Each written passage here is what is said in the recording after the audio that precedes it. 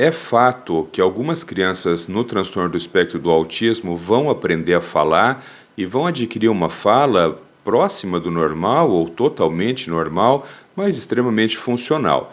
E também é fato que algumas crianças no transtorno do espectro do autismo nunca irão desenvolver uma fala fluente funcional.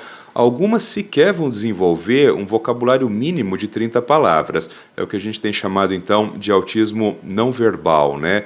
Talvez entre 30 e 50 palavras a gente pudesse começar a chamar de autismo minimamente verbal, mas isso também é um conceito que está em evolução. O fato é que existem algumas crianças autistas que vão desenvolver a fala e existem algumas crianças autistas que não vão desenvolver a fala.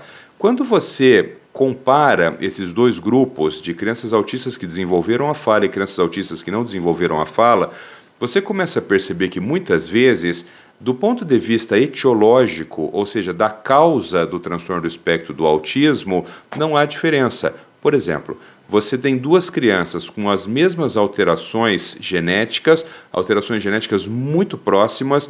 A mesma é virtualmente impossível disso acontecer, porque é uma combinação muito complexa de genes de pequeno efeito, mas com alterações genéticas muito semelhantes, com características clínicas muito semelhantes no início do transtorno, com intervenções muito semelhantes, mas uma criança desenvolveu bem a fala e a outra criança não desenvolveu a fala. Muito frequentemente, a variável que diferencia essas duas crianças é o coeficiente de inteligência. É por isso que eu tenho dito já há algum tempo uma frase em aula que no começo ela vinha sendo mal interpretada, mas eu acho que hoje ela é muito clara para todo mundo. O problema do autismo não é o autismo, o problema do autismo é a deficiência intelectual. Porque se você imaginar a seguinte perspectiva, o autismo é um transtorno do comportamento humano. Então, no transtorno do espectro do autismo, alguns comportamentos estão desviados para cima, alguns comportamentos estão desviados para baixo. Quando você analisa isso pela perspectiva da análise do comportamento, qual é a ideia? Que através de intervenções baseadas na análise do comportamento, os comportamentos dessa criança que estão desviados para cima, a gente traga para baixo, e os comportamentos que estão desviados para baixo, a gente leve para cima. Portanto, o autista, eu sempre digo, ele não é um paciente, né? Ele é um aluno, ele é um aprendiz, ele é uma pessoa para a qual a gente precisa ensinar coisas. Então, veja, de novo, se o autismo é um transtorno do comportamento humano e a perspectiva da análise do comportamento é que comportamentos podem ser ensinados e aprendidos, você vai ter algumas crianças que vão aprender mais e algumas crianças que vão aprender menos.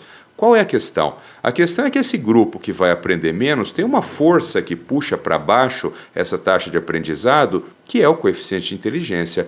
Portanto, se você analisar aquele grupo de crianças que aprenderam a falar, são crianças que, mesmo dentro do autismo nível 2, 3, apresentam um coeficiente de inteligência mais alto.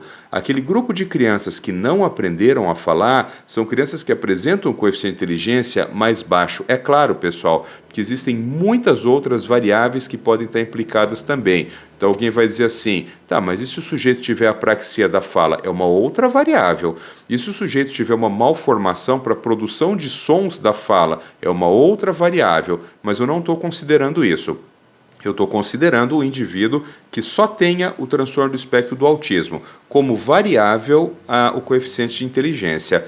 Então, essa é a explicação dessa minha frase. O problema do autismo não é o autismo. O problema do autismo é a deficiência intelectual.